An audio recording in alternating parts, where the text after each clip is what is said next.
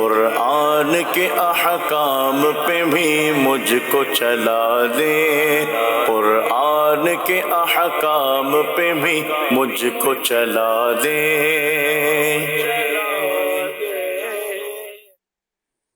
الحمدللہ رب العالمین، والصلاة والسلام علی سید الانبیاء والمرسلین، اما بعد فاعوذ باللہ من الشیطان الرجیم، بسم اللہ الرحمن الرحیم۔ الصلاة والسلام علیک یا رسول اللہ وعلی آلک واصحابک یا حبیب اللہ۔ الصلاة والسلام علیک یا نبی اللہ وعلی آلک واصحابک یا نور اللہ۔ محترم ناظرین کرام، آج ہمارے مطالعے میں سورہ تحریم ہے۔ آج ہمارے پیش نظر آیت نمبر 1 سے آیت نمبر 4 تک جو آیات ہیں وہ ہیں، ہم اس کا ترجمہ سنیں گے، تشریح سنیں گے، پس منظر جانیں گے۔ آیت نمبر 1، آیت نمبر 2، آیت نمبر 3، آیت نمبر 4۔ جیسا کہ ہمارا معمول ہے، کسی نئی صورت کا آغاز ہوتا ہے تو اس صورت کے بارے میں مختصر ہم گفتگو بھی کرتے ہیں۔ پچھلی صورت کے اندر جو آیات احکام تھی اس کو لے کر ہم نے 2 پروگرام کیے، اور پچھلی جو صورت تھی سورہ طلاق تھی، اور طلاق کے حوالے سے اور خاص طور پر عدت کے حوالے سے، طلاق کے بعد کی جو زندگی ہے، عدت کا پیریڈ، اس میں پیش آنے والے بڑی اہم مسائل تھے جو ان 2 پروگراموں میں بیان ہوئے۔ تحریم کہتے ہیں کسی چیز کو حرام کرنا، اپنے اوپر حرام کرنا، یعنی یہ نہیں ہے کہ بھی حکم دینا کہ یہ چیز حرام ہے، مراد یہ نہیں ہے۔ ایک چیز ہے، ایک کام ہے، ایک ایکٹیویٹی ہے، کسی بندے کے لیے اس کا کرنا جائز ہے، کیا وہ اپنے اوپر اس چیز کی ممانعت کر سکتا ہے؟ یہ اصل موضوع ہے۔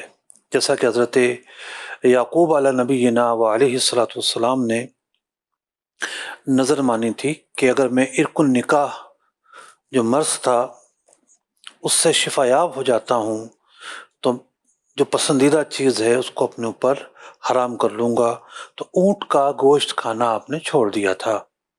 تو اپنے اوپر حرام کرنے سے مراد یہ ہے کہ بندہ قسم اٹھائے کہ میں یہ کام نہیں کروں گا، اگرچہ وہ کام جائز ہو، اس کے لیے اس چیز کا استعمال کرنا جائز ہو، وہ فعل، وہ ایکٹیویٹی کرنا جائز ہو، لیکن قسم کے ذریعے ایک عارضی طور پر ایک شخص اپنے اوپر وہ حرام کر لے۔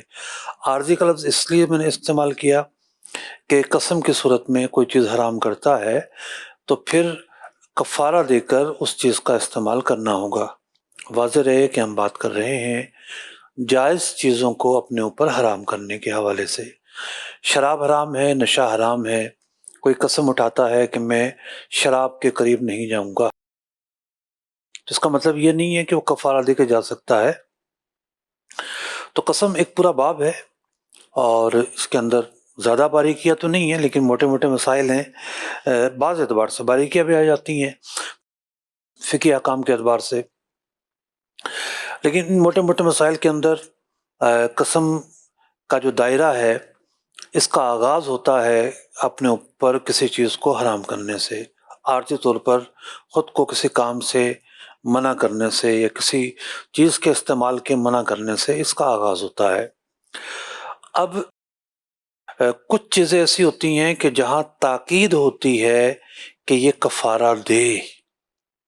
مثال کے طور پر اس نے قریب رشتہ داروں کے حوالے سے قسم اٹھا لی کہ میں ان سے بات نہیں کروں گا، تو قطع تعلق تو حرام ہے، قطع تعلق تو جائز نہیں ہے، تو یہاں اس پر لازم ہوگا کہ قسم توڑے، اس کا کفارہ دے اور بات چیت کرے، یعنی قسم توڑ دے گا تو بات چیت کرنا ٹھیک ہوگا، اور بات چیت شروع کر دے گا۔ اب قسم کا کفارہ جو ہے وہ کسی بھی مناسب موقع پر ادا کر دے، جتنا جلدی ہو سکے تاخیر نہ کرے۔ تو ایک تو یہ صورت ہے۔ ایک صورت قسم کی یہ ہے جس کا تعلق بیویوں کے حوالے سے ہے کہ کوئی شخص اپنی بیوی کو کے پاس جانے کو حرام ٹھہرائے، تو پھر ایلا کے مسائل ہیں، وہ رونما ہوتے ہیں، اور ہم نے اسی اپنے پروگرام کے ایک سلسلے میں تفصیل کے ساتھ اس کے جو مسائل ہیں اس کو بھی بیان کیا ہے۔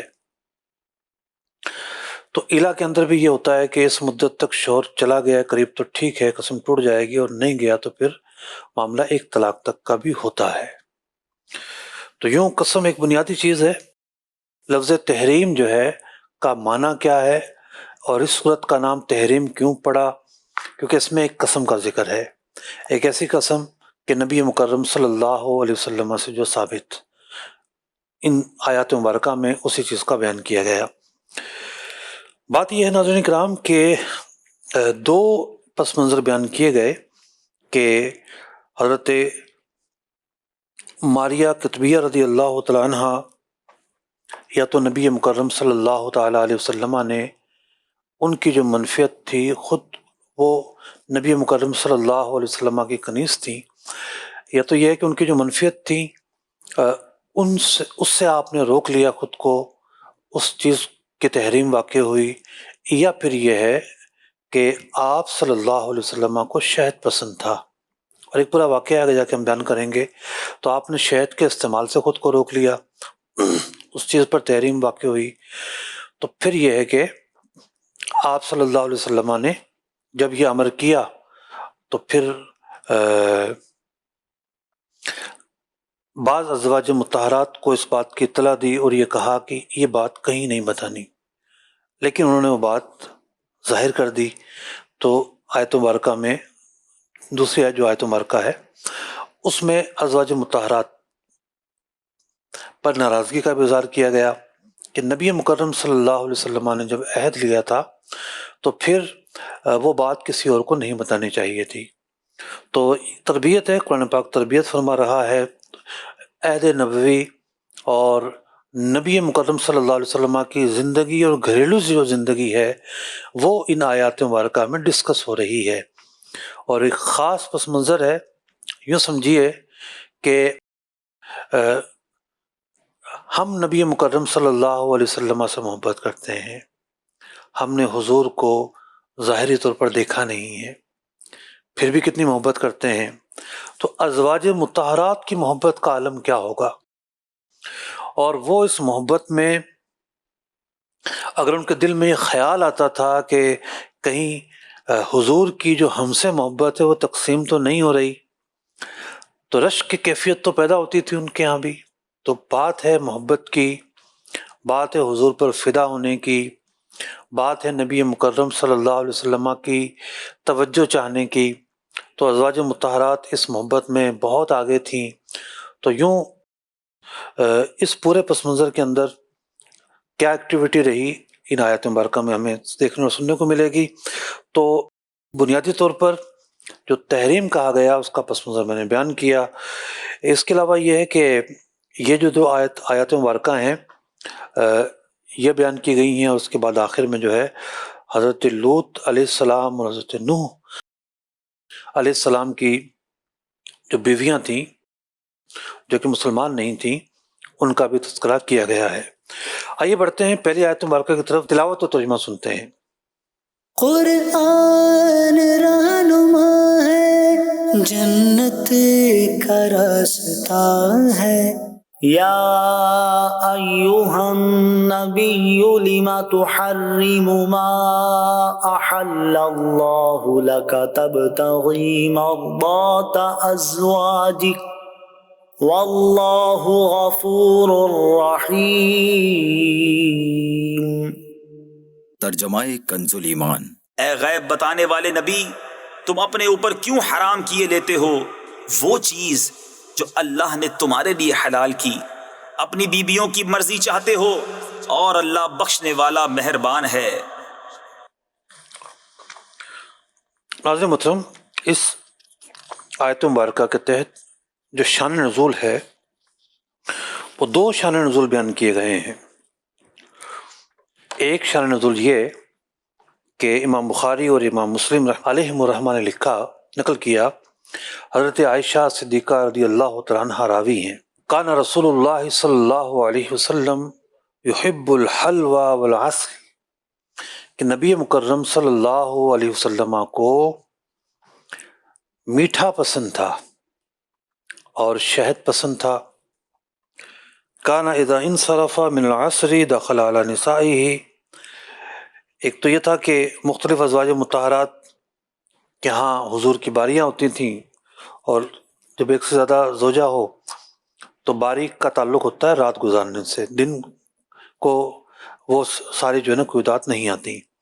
تو آپ کا معمول تھا کہ عصر کے بعد آپ کہیں نہ کہیں تشریف لے جاتے تھے، شاید آپ کو پسند تھا.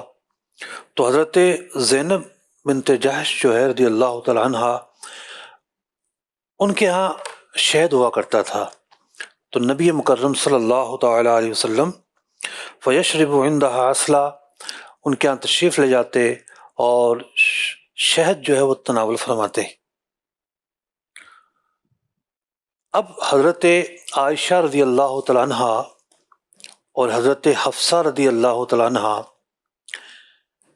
انہیں بڑا رشک آتا ہے کہ یہ اتنا وقت بھی آپ کاش ہمارے ہاں گزاریں. تو ایک لمحے کی جو ہے وہ فرقت ایک عاشق کے لیے گوارا نہیں، اور یہ تو نبی مکرم صلی اللہ علیہ وسلم کی وفادار جار نثار جو ہیں وہ ازواج مطہرات ہیں.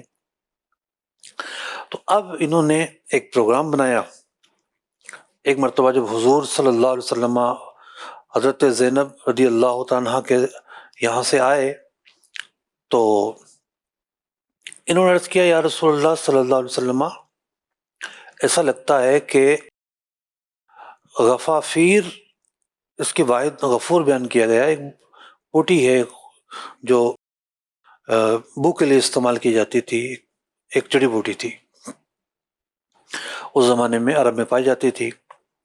ہمیشہ محسوس ہوتا ہے کہ غفافیر کی بو آ رہی ہے، اور نبی مکرم صلی اللہ تعالی علیہ وسلم اس کی بو کو ناپسند فرماتے تھے.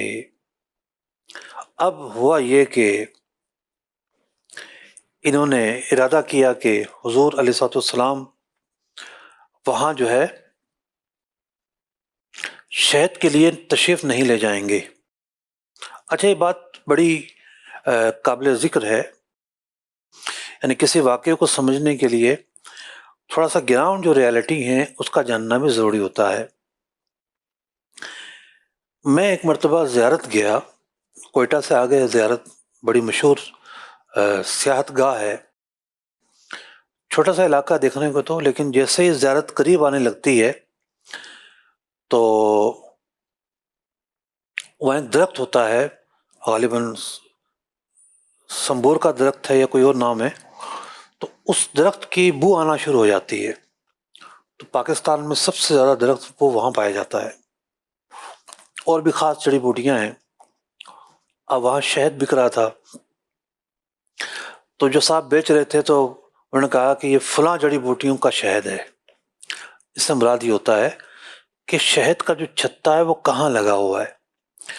مثال کے طور پر بیری کا شہد عرب میں بڑا مشہور ہے، بہت مشہور ہے، اصل و سدرا کر کے جو ہے نا وہ شہد بکتا ہے.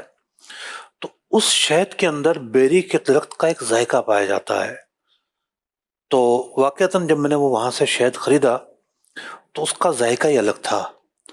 اسی طریقے سے میں نے ڈیفرنٹ جگہوں سے بھی شہد منگوایا، ملک کے ڈیفرنٹ جگہوں سے. کوشش کرتا ہوں کہ خالص شہد دیہی علاقوں میں جہاں ملتا ہو وہ خریدوں. تو میں نے اس بات کو پایا کہ جو نیچرل شہد ہوتا ہے، ہر علاقے کے شہد میں ایک ذائقہ ہوتا ہے، اور وہ ذائقہ جو ہے نا اس کی بو سے آ رہی ہوتی ہے، اور استعمال کریں تو ڈفرنس جو ہے وہ معلوم ہوتا ہے.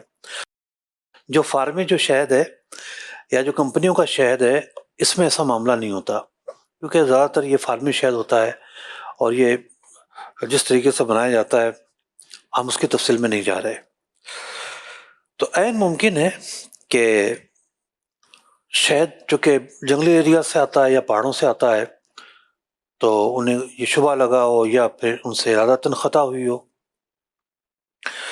تو مقصد یہ تھا کہ ہم بو کا بتائیں گی، جس کا مطلب یہ ہوگا کہ اصل اس شہد سے یہ بو آتی ہے، حالانکہ اس شہد سے ایسی بو نہیں آتی تھی اور نہ ہی بو آ رہی تھی. اور نبی مکرم صلی اللہ علیہ وسلم ان کے ارادے کو جان لیتے ہیں، لیکن آپ صلی اللہ علیہ وسلم ان کی جو خطا تھی اس پر پردہ پوشی فرماتے ہیں، اور ان کی رضامندی کے لیے یہ کہتے ہیں کہ میں نے شہد کو اپنے اوپر حرام کر لیا، یعنی اب میں شہد استعمال نہیں کروں گا۔ تو اس پر یہ آیت مبارکہ نازل ہوئی، یا ایھا النبی،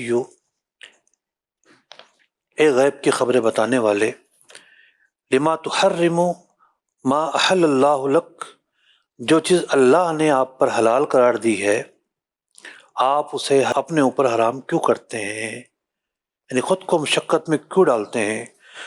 تبتغی مرضات ازواجک، آپ اس لیے اپنے آپ کو مشقت میں ڈالتے ہیں کہ کوئی بات ازواج مطہرات کو گرا نہ گزرے۔ ہونا تو یہ چاہیے کہ یہ جو ازواج مطہرات ہیں آپ کی، یہ آپ کی رضا کے تحت راضی رہیں، مقصد یہ تھا۔ آپ اس لیے تحریم فرماتے ہیں اے محبوب علیہ الصلوۃ والسلام، تبتغی مرضات ازواجک، کہ وہ راضی رہیں۔ واللہ غفور رحیم، بے شک اللہ رب العزت بخشنے والا ہے اور مہربان ہے۔ یہ ایک تفسیر ہے اس آیت مبارکہ کا جو شان نزول ہے اس کی۔ دوسری تفسیر بھی مفسرین نے نقل کی، بعض روایتوں میں اس کا بھی بیان ہوا، وہ یہ تھا کہ نبی مکرم صلی اللہ تعالیٰ علیہ وسلم کی ایک کنیز تھیں، ان کا نام تھا حضرت ماریہ کتبیہ رضی اللہ تعالیٰ عنہا۔ حضرت ماریہ کتبیہ جو ہیں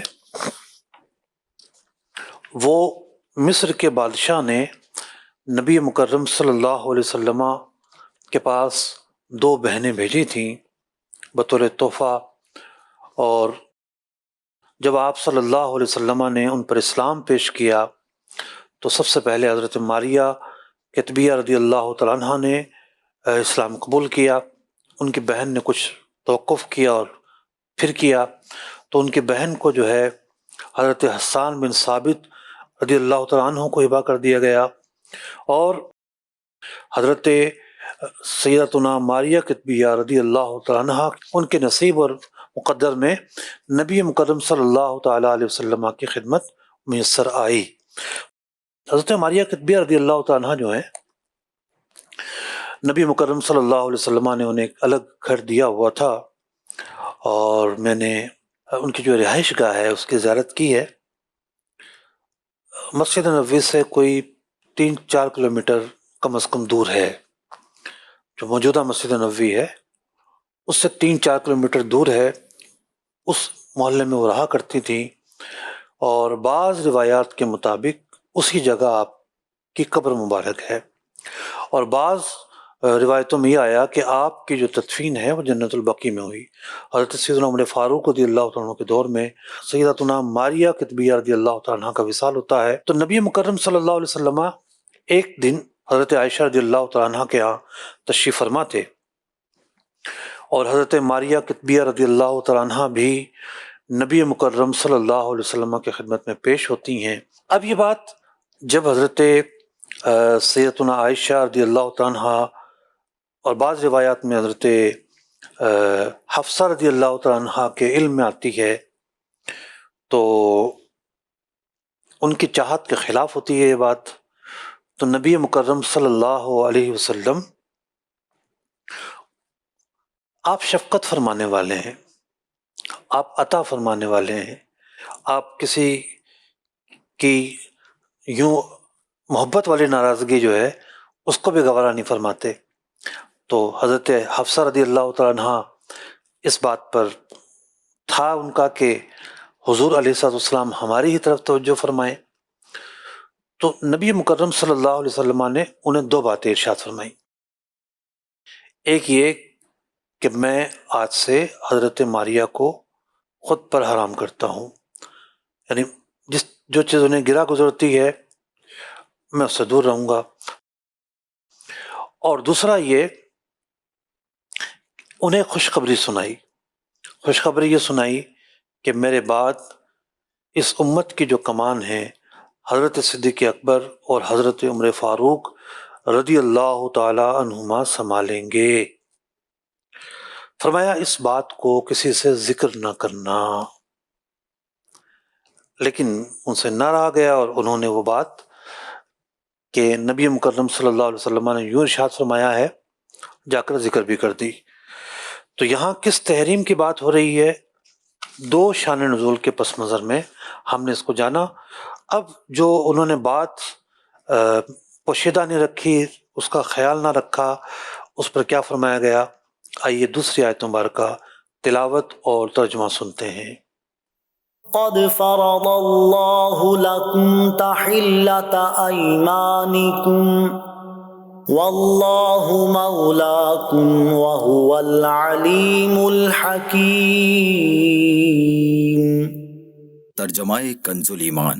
بے شک اللہ نے تمہارے لیے تمہاری قسموں کا اتار مقرر فرما دیا، اور اللہ تمہارا مولا ہے، اور اللہ علم و حکمت والا ہے۔ نبی مکرم صلی اللہ علیہ وسلم نے ایک قسم اٹھائی تو اللہ رب العزت نے آیت نازل فرمائی قد فرض اللہ لکم تحلۃ ایمانکم۔ مفسرین نے لکھا کہ قسم کا کفارے کے ذریعے حلال ہونا یہ اس امت کی خصوصیات میں سے ہے۔ اب دیکھیے بہت ساری آیات جو ہیں وہ جڑی ہوئی ہیں کسی نہ کسی واقعے سے۔ یا تو جو ہے ایسا ہوتا تھا کہ کوئی شخص سوال لے کر حاضر ہوتا، یا پھر کوئی واقعہ ہو چکا ہوتا اور وہ واقعہ لے کر حاضر ہوتا، یا رسول اللہ صلی اللہ علیہ وسلم یہ واقعہ ہو گیا ہے، تو نبی مکرم صلی اللہ علیہ وسلم وحی کا انتظار فرماتے اور اس واقعے کے حوالے سے وحی میں تفصیلی طور پر احکام نازل ہوتے۔ یہ جو واقعہ یہاں درپیش ہوا یہ خود نبی مکرم صلی اللہ علیہ وسلم کی حیات طیبہ سے متعلق ہے کہ آپ صلی اللہ علیہ وسلم نے کسی موقع پر قسم اٹھائی کسی بات کی، اس کی تفصیل بیان ہو چکی، تو اللہ رب العزت نے ارشاد فرمایا کہ اللہ تعالیٰ نے کفارے کو قسم کے حلال ہونے کا ذریعہ بنایا ہے۔ تو یہ جو انعام ہے، یہ جو نعمت ہے، یہ اس امت کو حاصل ہوئی، اور اس امت سے قبل جو دیگر امتیں تھیں ان کو حاصل نہ ہوئیں۔ مفسرین نے لکھا کہ حضرت ایوب علی نبینا و علیہ الصلوۃ والسلام نے بھی ایک قسم اٹھائی تھی، لیکن ایسا ہوا کہ حضرت ایوب علیہ السلام کو جو قرآن پاک نے طریقہ بیان کیا، کفارے کا طریقہ بیان نہیں کیا، بلکہ یہ کہا گیا کہ 100 تنکے لیے جائیں اور 100 تنکے لے کر قسم پوری کر لی جائے، قسم پوری ہی کی جائے۔ وہاں یہ موجود ہے، یہ نہیں ہے کہ قسم کا کفارہ دے دیا جائے۔ تو ہماری شریعت میں قسم کا جو کفارہ ہے وہ بیان کیا گیا، اور قسم کے جو کفارے کا طریقہ کار ہے اس میں یہ ہے کہ 3 طریقے ہوتے ہیں کفارے کے۔ ایک یہ ہوتا ہے غلام آزاد کرنا، فی زمانہ غلام آزاد کرنا نہیں پایا جاتا۔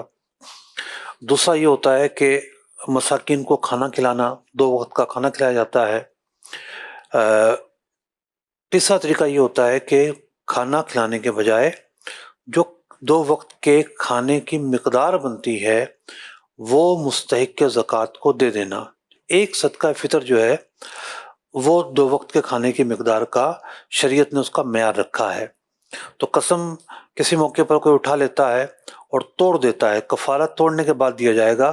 ایسا نہیں ہے کہ کفارہ دے دیا پھر قسم توڑی، یہ کفارہ نہیں ہے۔ قسم توڑی جائے گی اور پھر اس کا کفارہ دیا جائے گا۔ تو کفارہ یہ ہے، اگر پیسوں سے دینا ہے تو 10 صدقہ فطر، مثال کے طور پر 200 روپے کا اگر صدقہ فطر ہے آج کل، کیونکہ آٹا تو بہت سستا ہو گیا ہے، ہو سکتا ہے 200 سے بھی کم ہو، 10 فطرے جو ہیں وہ 2000 روپے بنیں گے۔ اب ایسا نہیں کہ 2000 روپے کسی کے ہاتھ میں دے دے، تو چونکہ یہ 2000 روپے دینا 2 وقت کا کھانا کھلانے کے قائم مقام ہے، تو اگر تو کسی ایک کو دینا ہے تو روزانہ 1 صدقہ فطر کی رقم دی جائے گی، یا پھر 10 جو مستحق زکوٰۃ ہیں، شریف فقیر ہیں، ان 10 لوگوں کو ایک ساتھ دے دے، یا پھر یہ ہے کہ ایک شخص کو 10 دن تک دے۔ یہاں یہ بھی ذمہ داری ہے آپ کہتے ہیں میں نہیں دے سکتا، کسی چیریٹی ادارے کے پاس جاتے ہیں آپ، تو پہلے تو وہیں جانا چاہیے کہ جو دینی مسائل کا خیال رکھتے ہوں. مثال کے طور پر کسی مدرسے میں آپ جاتے ہیں، کہتے ہیں بھئی یہ میں رقم دینا چاہتا ہوں، تو آپ وہاں جا کے نوٹ کروائیں گے کہ میری یہ رقم قسم کا کفارہ ہے، اس کا جو طریقہ ہے اس کے مطابق آپ نے خرچ کرنی ہے. تو پھر لینے والوں کی ذمہ داری ہوگی کہ اس رقم کو اسی طریقے کے مطابق خرچ کریں جو ایک طریقہ کار ہے. ناظرین کرام، آپ نے سورۃ تحریم کی پہلی اور دوسری جو آیات تھیں اس کے پس منظر میں یہ جانا کہ واقعہ کیا درپیش ہوا. اب اس کے بعد ہوا کیا، اس کا ذکر تیسری آیت مبارکہ اور چوتھی آیت مبارکہ میں بیان ہو رہا ہے. آئیے سب سے پہلے تیسری آیت مبارکہ کی تلاوت اور ترجمہ سنتے ہیں. قرآن رہنما ہے، جنت کا راستہ ہے. وَإِذْ أَسَرَّ النَّبِيُّ إِلَى بَعْضِ أَزْوَاجِهِ حَدِيثًا فَلَمَّا نَبَّأَتْ بِهِ وَأَظْهَرَهُ اللَّهُ عَلَيْهِ عَرَّفَ بَعْضَهُ وَأَعْرَضَ عَنْ بَعْضٍ فَلَمَّا نَبَّأَهَا بِهِ قَالَتْ مَنْ أَنْبَأَكَ هَذَا قَالَ نَبَّأَنِيَ الْعَلِيمُ الْخَبِيرُ. ترجمہ کنز ایمان. اور جب نبی نے اپنی ایک بیوی سے ایک راز کی بات فرمائی، پھر جب وہ اس کا ذکر کر بیٹھی اور اللہ نے اسے نبی پر ظاہر کر دیا تو نبی نے اسے کچھ جتایا اور کچھ سے چشم پوشی فرمائی. پھر جب نبی نے اسے اس کی خبر دی، بولی حضور کو کس نے بتایا؟ فرمایا مجھے علم والے خبردار نے بتایا. ناظرین کرام، یہاں بیان کیا جا رہا ہے جب حضرت حفصہ رضی اللہ تعالیٰ عنہ سے نبی مکرم صلی اللہ علیہ وسلم نے جو راز کی بات انہیں بتائی تھی اور یہ فرمایا تھا کہ اسے افشا نہ کیا جائے، انہوں نے حضرت عائشہ رضی اللہ تعالیٰ عنہ کو بتائی. تو پھر اللہ رب العزت نے ارشاد فرمایا وَإِذْ أَسَرَّ النَّبِيُّ إِلَى بَعْضِ أَزْوَاجِهِ حَدِيثًا، جب نبی مکرم صلی اللہ علیہ وسلم نے راز کی بات بتائی، فَلَمَّا نَبَّأَتْ بِهِ، تو انہوں نے اس کا ذکر کیا دوسری سے، وَأَظْهَرَهُ اللَّهُ عَلَيْهِ، اللہ رب العزت نے اس بات کو ظاہر کیا، عَرَّفَ بَعْدَهُ وَأَعْرَضَ عَنْ بَعْدٍ. تو نبی مکرم صلی اللہ علیہ وسلم کی ایک ادا بیان کی جا رہی ہے کہ آپ نے پورا واقعہ بیان نہیں کیا، یا پوری جو چیزیں تھیں وہ بیان نہیں کی، بعض سے چشم پوشی فرمائی، بعض کے بارے میں پوچھا. تو کہنے لگی کہ آپ کو کس نے بتایا؟ فَلَمَّا نَبَّأَهَا بِهِ قَالَتْ، جب حضور نے ذکر کیا تو عرض کرنے لگی مَنْ أَنْبَأَكَ هَذَا، آپ کو یہ کس نے بتایا؟ قَالَ نَبَّأَنِيَ الْعَلِيمُ الْخَبِيرُ، مجھے اس رب نے بتایا جو علیم ہے اور خبیر ہے. تو یوں جو ہے یہ معاملہ آگے درپیش ہوا. اور اگلی آیت مبارکہ میں کیا فرمایا گیا، آئیے تلاوت اور ترجمہ سنتے ہیں. قرآن رہنما ہے، جنت کا راستہ ہے. إِن تَتُوبَا إِلَى اللَّهِ فَقَدْ صَغَتْ قُلُوبُكُمَا وَإِن تَظَاهَرَا عَلَيْهِ فَإِنَّ اللَّهَ هُوَ مَوْلَاهُ وَجِبْرِيلُ وَصَالِحُ الْمُؤْمِنِينَ وَالْمَلَائِكَةُ بَعْدَ ذَلِكَ ظَهِيرٌ. ترجمہ کنز ایمان. نبی کی دونوں بیویوں، اگر اللہ کی طرف تم رجوع کرو تو ضرور تمہارے دل راہ سے کچھ ہٹ گئے ہیں، اور اگر ان پر زور باندھو تو بے شک اللہ ان کا مددگار ہے، اور جبریل اور نیک ایمان والے اور اس کے بعد فرشتے مدد پر ہیں. یہاں ازواج مطہرات کو رجوع لانے کا کہا، توبہ کرنے کا کہا کہ انہوں نے حضور کی چاہت کا خیال نہ کیا. تو فرمایا جا رہا ہے وَإِن تَظَاهَرَا عَلَيْهِ، اور اگر یہ ان پر زور باندھو، یعنی یہ جو بات نہیں کرنی چاہیے تھی اس بات کو اختیار کریں، یعنی جو حضور کی پسند ہے اسی کو ترجیح دیں. تو یہ جو ترجیح دینا ہے اس پر ارادہ جو ہے وہ انسان کا مدد کرتا ہے، اور ارادہ جب مدد کرے گا تو پھر اللہ کی طرف سے بھی مدد آئے گی. تو فإن اللہ و مولاہ و جبریل و صالح المؤمنین، کہ بے شک اللہ مددگار ہے، جبریل اور نیک ایمان والے، والملائکۃ بعد ذلک ظہیر، اور اس کے بعد فرشتے مددگار ہیں. یعنی اللہ تعالیٰ مددگار ہے، جبریل مددگار ہے، ایمان والے مددگار ہیں، فرشتے مددگار ہیں. تو یوں جو ہے ان 4 آیات کے اندر یہ واقعہ جو ہے وہ بیان ہوا.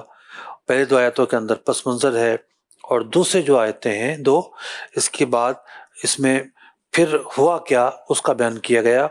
یہ سب محبت کی باتیں ہیں اور خاص باتیں ہیں، خواص کی باتیں ہیں، اور اللہ تعالیٰ نے ہماری تربیت کے لیے یہ باتیں قرآن پاک میں بیان فرمائی ہیں. اللہ تعالیٰ ہمیں ازواج مطہرات کے متعلق، انبیاء کے متعلق، صحابہ کے متعلق کسی بھی قسم کی بے ادبی سے محفوظ فرمائے، اور جو اینگل ہے سوچنے کا وہ مثبت ہمارا رہے، محبت والا رہے، پیار والا رہے، اسی میں کامیابی ہے. ناظرین کرام، یہ جو آیات مبارکہ ہیں تاریخ کے لمحات، تاریخ کے جو واقعات ہیں وہ اپنے اندر پیوست کیے ہوئے ہیں، اور تاریخ کے جو واقعات ہیں ان کو اس کے ضمن میں ہمیں جاننے کو اور سیکھنے کو ملتا ہے. یہاں پر نبی مکرم صلی اللہ علیہ وسلم کا جو انداز ہے، آپ علیہ الصلوۃ والسلام ازواج مطہرات پر جو شفقت فرماتے تھے اور جو ان کی خوشی ناخوشی کا خیال فرماتے تھے، ہمیں یہ انداز بھی سیکھنے کو ملتا ہے کہ نبی مکرم صلی اللہ علیہ وسلم کس قدر شفیق ہیں. ایک ایسی بات کہ جس میں آپ چاہتے تو اپنی چاہت کو باقی رکھتے اور جاری رکھتے، لیکن آپ صلی اللہ علیہ وسلم نے دل جوئی کرنے کو ترجیح دی اور دل جوئی کرنے کا مظاہرہ فرمایا. تو دل جوئی جو ہے یقینی طور پر ایک بہت بڑا ہتھیار ہے. قرآن پاک نے ازواج مطہرات کے تعلق سے ایک بڑا ہی عمدہ اصول بیان کیا ہے. فرمایا گیا لا تنسوا الفضل بینکم. زوجین کا تذکرہ ہو رہا ہے، میاں اور بیوی کا، کہ یہ دونوں کس طریقے سے اپنے معاملات کو لے کر چلیں. اور پھر فرمایا گیا لا تنسوا الفضل بینکم، کہ زندگی کی یہ جو گاڑی ہے اس میں فضل کو فراموش نہ کرو. ناظرین کرام، ایک ہوتا ہے عدل اور ایک ہوتا ہے فضل. مثال کے طور پر عدل یہ ہے، آپ کسی کو ملازم رکھتے ہیں، جو اجرت آپ طے کرتے ہیں، مثال کے طور پر آپ نے 50,000 روپے اجرت طے کی، تو 50,000 روپے مقررہ وقت پر اسے دینا یہ عدل ہے. لیکن اگر کوئی یہ سمجھے کہ اس نے تو بڑا اچھا کام کیا ہے، بڑا محنتی آدمی ہے، چلے میں ہر مہینے 5,000 روپے بڑھا کر دیتا ہوں اضافی طور پر، انعام کے طور پر، یہ 5,000 روپے دینا اس پر ضروری نہیں تھا. یہ 5,000 روپے اضافی دینا فضل ہے. تو زندگی کی گاڑی چلانے کا، گھریلو زندگی کو لے کر چلنے کا جو سنہرا اصول قرآن پاک نے بیان کیا وہ یہ بیان کیا، گھریلو زندگی جو ہے اس کی گاڑی جو آگے جو مسلسل چلتی ہے، خوش اسلوبی سے چلتی ہے، تو اس کے پیچھے ایک اصول ہوتا ہے، وہ ہے فضل کرنا. کہ بندہ غلطیاں جو ہیں، غلطیاں ہوتی ہیں، گھر میں بھی غلطیاں ہوتی ہیں، کوئی برتن ٹوٹ گیا، کھانا اچھا نہ بنا، نمک زیادہ ڈل گیا، کوئی کام وقت پر نہیں ہوا، تو اب وہاں ڈانٹ اور توبیخ کرنا شوہر کے لیے روا ہوتا ہے. اظہار ناراضگی وہ بہت سارے مواقع پہ کر سکتا ہے. تو جن مواقع پر وہ اظہار ناراضگی کر سکتا ہے اس کا اظہار ناراضگی کرنا عدل ہے، ظلم نہیں ہے. لیکن اگر وہ یہ بھی نہ کرے، اظہار ناراضگی نہ کرے، اور اوپر سے جو ہے وہ تعریف کرے، اوپر سے ہمدردی کرے، اوپر سے احسان کرے، یہ فضل ہے۔ تو نبی مکرم صلی اللہ علیہ وسلم کے اس واقعے کے اندر ہمیں جو چیز سیکھنے کو ملتی ہے وہ یہ ہے کہ آپ صلی اللہ علیہ وسلم نے فضل کا مظاہرہ فرمایا، اور قرآن پاک تو تعلیم سکھاتا ہے۔ مطلب ایک موقع پر صحابہ کرام آ کر بیٹھ جاتے ہیں، کھانا کھانے آئے تھے، دعوت تھی، بیٹھے ہوئے ہیں۔ اب حضور علیہ السلام کو اذیت ہو رہی ہے، یعنی مصروفیات ہوتی ہیں جو بھی میزبان ہوتا ہے اس کی، تو لیکن حضور حیا فرماتے ہیں، کچھ نہ زبان سے ناگواری کا اظہار فرما رہے ہیں اور نہ ہی چہرے پر کوئی ایسے آثار ہیں۔ تو قرآن پاک کی آیات نازل ہوتی ہیں کہ جب حضور کی بارگاہ میں آؤ، کھانا کھا چکو، کھانا کھانے کے بعد فوراً چلے جایا کرو۔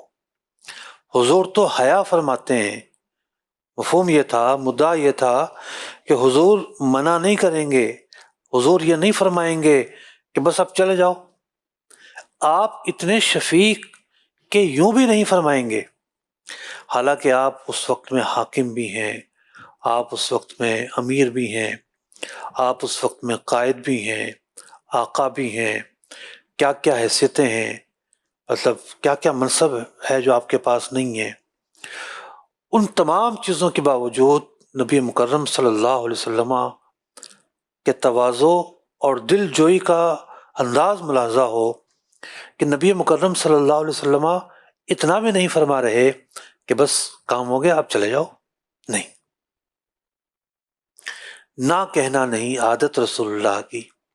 تو نبی مکرم صلی اللہ علیہ وسلم کی حیات طیبہ کے اندر ایک ممتاز جو وصف ہے وہ ہے دل جوئی فرمانا۔ ہم بعض اوقات دل جوئی کرتے ہیں، ہمارے اندر جذبہ ہوتا ہے دل جوئی کرنے کا، ہم بہت دل جوئی کرتے ہیں، ہمدردی کرتے ہیں، بیمار کے ساتھ دل جوئی کرتے ہیں، کوئی دعا کا کہنے آ جائے اس کے دل جوئی کرتے ہیں، کوئی اور کسی کا کام دیکھیں ہم دل جوئی کرتے ہیں۔ لیکن جب کوئی آپ کی ذات سے متعلق کوئی سخت بات کہہ دے تو ایک طبقہ ہے اس موقع پر وہ برداشت نہیں کرتا، اس موقع پر دلجوئی کرنا بہت مشکل ہوتا ہے۔ تو یہاں ازواج مطہرات نے ایک ایسی بات کہی جو نبی مکرم صلی اللہ علیہ وسلم کی ترجیحات کے خلاف تھی، لیکن آپ صلی اللہ علیہ وسلم نے اس پر بھی دلجوئی فرمائی، آپ نے دلجوئی فرمائی، ان کی پسند کو قبول کیا، ان کی چاہت کو قبول کیا۔ حالانکہ اللہ تعالیٰ نے آپ کو واضح فرمایا کہ آپ ان کی چاہت کو قبول کریں، آپ پر ضروری نہیں ہے۔ یعنی حضور علیہ السلام نے اپنے آپ کو مشقت میں ڈالا، شہد سے روکنا جو آپ کو پسند تھا ایک مشقت میں ڈالا کسی کی دلجوئی کے لیے۔ تو یہ زندگی کا ایک انداز ہے، یہ اسلام کا حسن ہے، یہ اسلام کی خوبی ہے۔ دلجوئی کرنے کا یہ ایک مفہوم ہے کہ جس کا مدار، جس کی بنیاد فضل پر ہے۔ تو عدل و فضل کا مفہوم جب ہمارے اذہان میں واضح ہوگا تبھی جا کے ہم نبی مکرم صلی اللہ علیہ وسلم کا جو اسوہ حسنہ ہے، آپ کی عادات و اطوار ہیں، آپ کا جو طور طریقہ ہے، اس کو بہتر انداز میں سمجھ پائیں گے۔ اللہ تعالیٰ ہماری غلطیوں کو معاف فرمائے، کوتاہیوں کو درگزر فرمائے۔ ہم بلا شبہ گنہگار بندے ہیں، اللہ تعالیٰ سے دعا ہے کہ اللہ تعالیٰ ہمیں بھی یہ جو وصف ہے یہ عطا فرمائے، اور حضور علیہ السلام کی یہ جو سنت ہے اس پر ہمیں بھی چلنے کی توفیق عطا فرمائے کہ ہم بھی مخلوق خدا کے ساتھ شفقت کا مظاہرہ کریں، دلجوئی کا مظاہرہ کریں۔ آمین بجاہ النبی الامین صلی اللہ تعالی علیہ وسلم۔ قرآن کے احکام پہ بھی مجھ کو چلا دے، قرآن کے احکام پہ بھی مجھ کو چلا دے۔